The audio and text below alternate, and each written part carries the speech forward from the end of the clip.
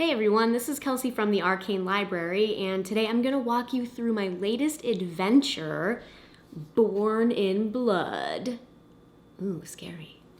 So it's a horror adventure, and it is a one-shot, and I'm releasing this kind of in honor of Halloween, so hopefully this will come in time for you to run it for the season. And it is going to be for 9th level characters, 4 or 5 9th level characters. So let's jump right into how to run this adventure. So kicking off here, you're going to get a table of contents, but I'm going to jump straight to the game master information. And this will give you the background and synopsis for what happens here. But just kind of the Cliff Notes version here. So in this adventure, it's kind of like a Lovecraftian situation where the characters are on their way to a small fishing town called Estinn. And you'll want to establish why they're going there ahead of time. So the adventure assumes that they're already on the way there. But the characters, and in fact nobody on the outside, knows that a disaster has befallen this little fishing town of Estinn. So what happened here was that there has been a generational cult inside this fishing town for about 300 years. It is the cult of Dagon, the classic evil sea god. And there have been some families that have been secretly nurturing an egg, which is one of Dagon's godling children, a sort of shark god called Dargast. So what has finally happened is that Dargast has hatched.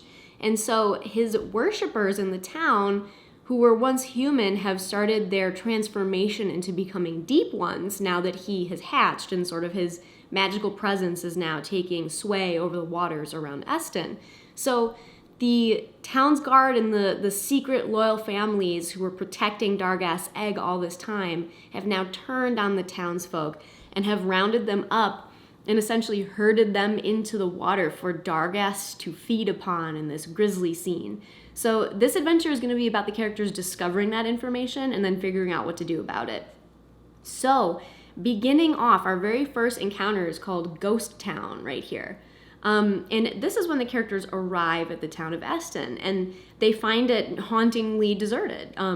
If they explore, there's some guidance in there, a little bit of guidance for about what to do. You know, the characters are going to find that all the houses are unlocked. There's no real signs of a scuffle that they encounter, and so they may go into several houses, and while I didn't detail specific houses since there are potentially so many, the general vibe is that the house is set in order. There wasn't really a break-in, there was no particular sign of a fight or anything like that, so it's going to be a bit mysterious. And they're going to see that there are docks down kind of at the edge of town with a beach. And what they might end up doing is either heading straight to those docks, in which case you jump to the next encounter, or if they do spend a little bit more time exploring in the town trying to find out information, they're going to see a curtain move in one of the nearby houses to where they are. Again, it's not really important which specific house it is, it's just going to be a house near to where they are. So if they decide to investigate that first, we would actually jump into this next encounter here called a lone survivor. So this encounter, it's entirely optional. The characters might not end up exploring the town enough to trigger this encounter, but if they do, they're going to see that there's a squat row house near to where they are. The curtains have moved, and when they go try to get the door open, they're going to see that the lock has been broken on it. It's sort of the first sign of something truly amiss that they can detect. So if they go inside, they are potentially going to encounter this fisherman named Wendell Ferg, and he is hiding in his cellar, which is hidden behind sort of a map on the wall that's gently fluttering. It'll take the characters exploring around a bit to discover that. But he is in a pickling barrel in his cellar. And so if the characters actually find him and manage to convince him that they're not there to harm him, he'll give them some information. He's going to tell them that the town guard came through only a few nights ago, kind of collecting everybody for an important town meeting, which they normally hold down at the docks, since that's one of the only big open spaces in this small town. And he said that something didn't seem right about it. Like the guards looked kind of seasick and like green around the gills, so to speak, and their eyes were kind of bulging. And he felt like something was off, so he hid. And they ended up breaking into his house but not finding him. So he was the only real survivor of what was to come next, which was a massacre. Now, Wendell himself didn't really see it, but all he knows is that nobody has come back from the the beach area since that night, something is obviously wrong, and he sometimes hears these gibbering voices down by the docks at night. So hopefully that will trigger the characters into wanting to go explore the docks. And we also give a couple hooks in this section, some brief hooks that are sort of the appeal to heroism, like helping the town to find out what happened, and the appeal to discovery here, which is what did happen, right? Because this is meant to be a bit of a mystery that spins out over time in classic horror fashion. So, all right, now the next encounter down here, Tracks in the Sand, this takes us down to the docks. And there's a map for this, drawn by my wife, who runs Lanterns Light Games. Here's our map of the docks, and it's an encounter setup where the characters are going to get down there, and at first they probably won't see anything amiss, but with a bit of exploration, they're going to start to notice that there are some blood stains in the sand. The sand is churned up as if many feet have passed over it, and they may even come to detect that there are 12 deep ones, this new-ish monster. I made my own stats for them, although they've existed in D&D lore for a long time.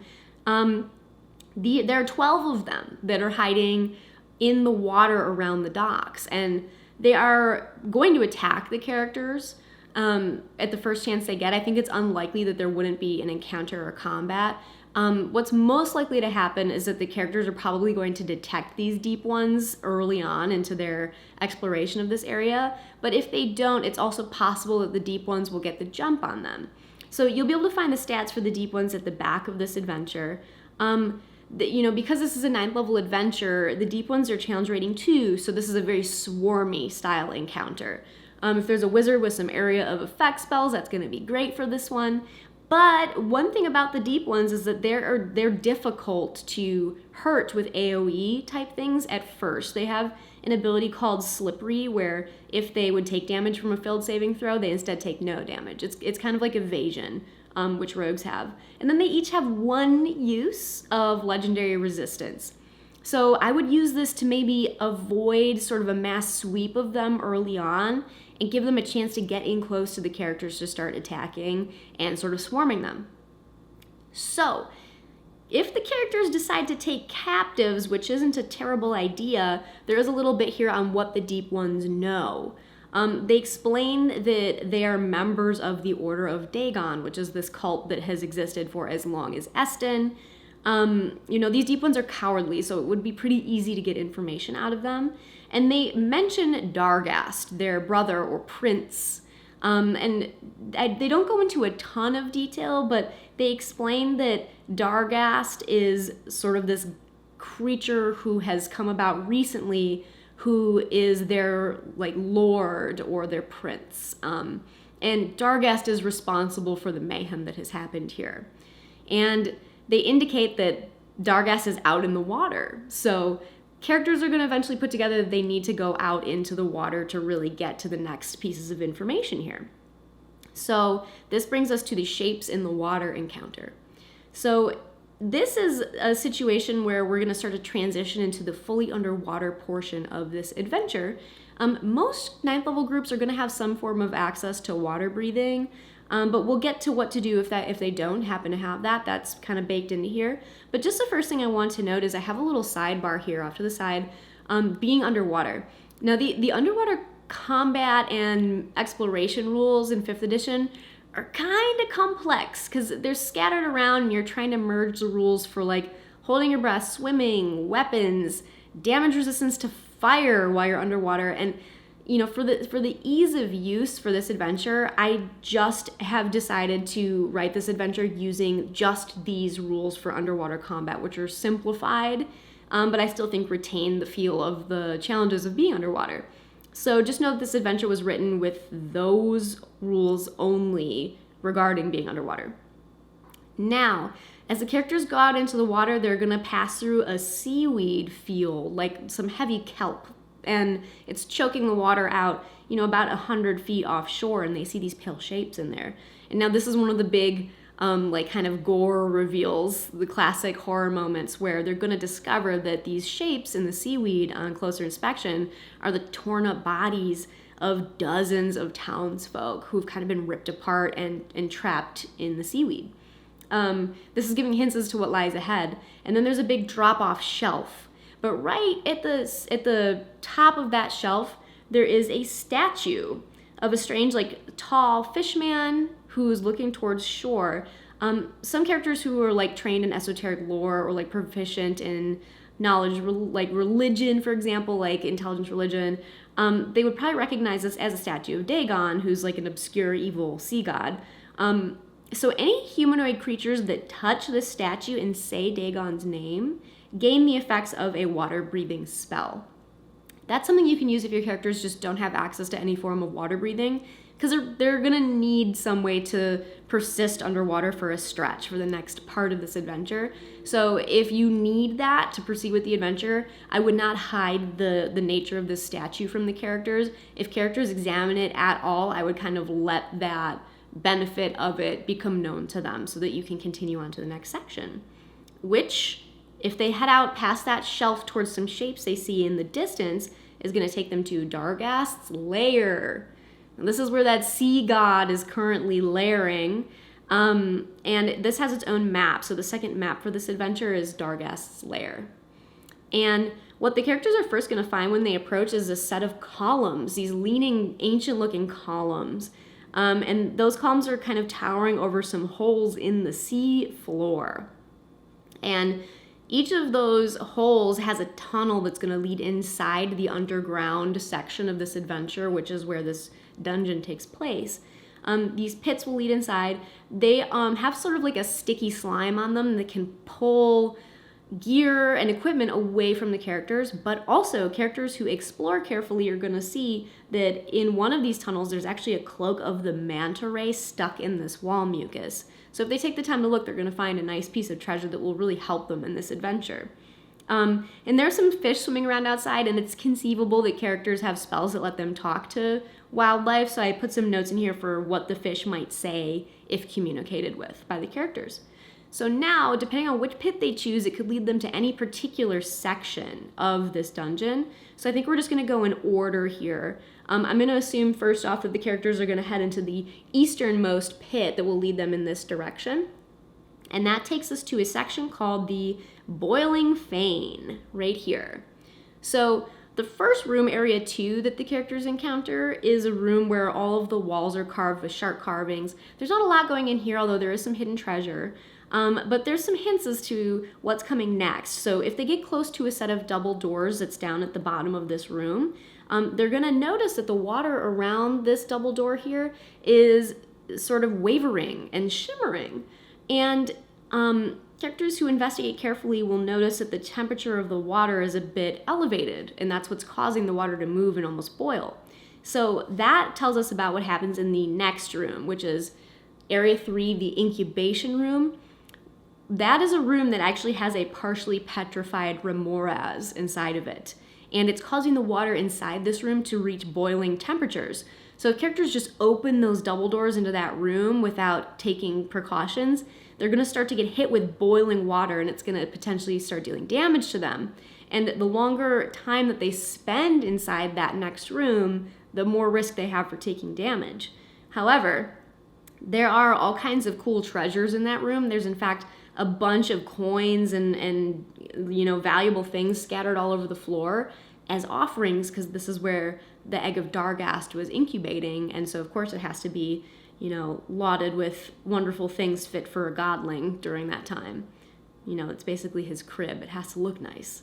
So characters will be tempted to spend time in that room, but also have to choose to balance the risk against how much damage they want to take from the boiling water and the potential to wake up that remoras that's only partially petrified. So they'll need to be careful. So now we're going to cut back over if they choose some other tunnels that's going to lead them up to the central caves right here in this more centralized part of the dungeon. And in the central caves, we have a room with some statues of deep ones. These are some of the founding members of the cult of Dagon. It has their family names written at the base of each. And they're each wearing this heavy shark tooth necklace. If characters actually take those necklaces off and wear them, it will give them some protection in their fight against Darghast later on. So that's one thing smart characters might decide to do. And then in the room up to the north, there's a big pit trench. Now, characters will need to probably swim over it to cross through that room. And this is a 100-foot deep, like, lightless trench. Oddly, any sources of light thrown in there seem to dampen, even if they're magical in nature. And there's some strange, like, sibilant whispers kind of coming out of this trench. So characters can actually ask questions into this trench in deep speech. And if they do, they're going to receive a short, truthful answer. But if they do this too many times, then a albino giant shark is going to lunge up out of the deep and bite at the questioner. So this is kind of an interesting, again, push your luck. Do you want to ask a lot of questions? Do you want to risk the consequences of what might happen if you do that? So they might be able to discover some things about what's going on inside of here, or, any question whatsoever.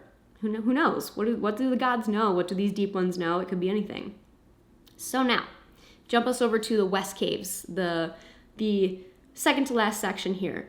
In this part right here, we're looking at actually these two rooms as the West Caves. So in this room, there is a partially transformed deep one named Peter, and he is not down with the Dagon cult. He was a member of one of these families, but was not loyal to Dagon and doesn't believe in the evil mission. So he's only partially transformed. His lack of faith caused him not to become a full deep one. He's imprisoned here, and he's soon to be food, but the characters have a chance to rescue him, learn some information from him, and he even asks them to pass judgment on him and decide his fate, which he will accept from them. So the characters have a chance here to make a decision about what's going to happen to Peter. So, finally, the last room, which is room 7, is a room full of slime orbs that are floating around that are similar to the slime coating the tunnels coming in.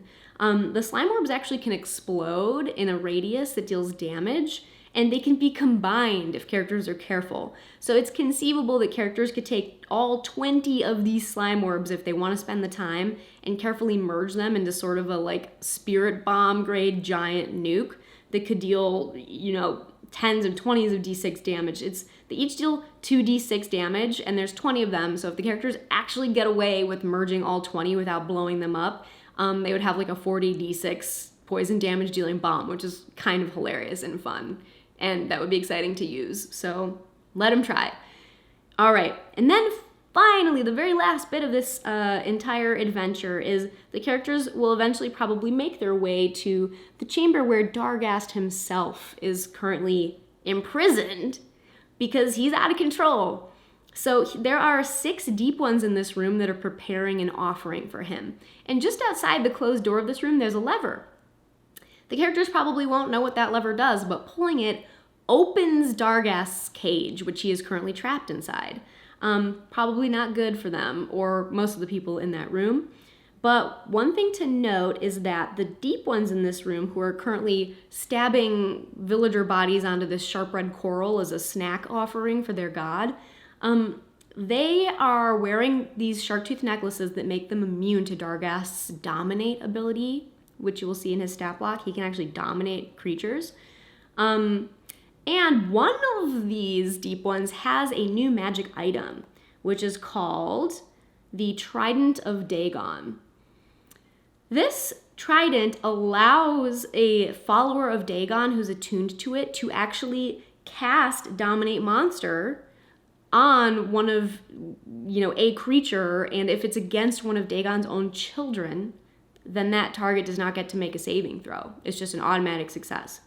So this is how they keep Dargast in check, because he's a chaotic, ever-hungering being, and even his own worshippers are not safe from him. So this is how they keep him in check. They lock him in his cage and only let him out when it's safe to, and then have to use this Trident of Dagon to relock him in his cage.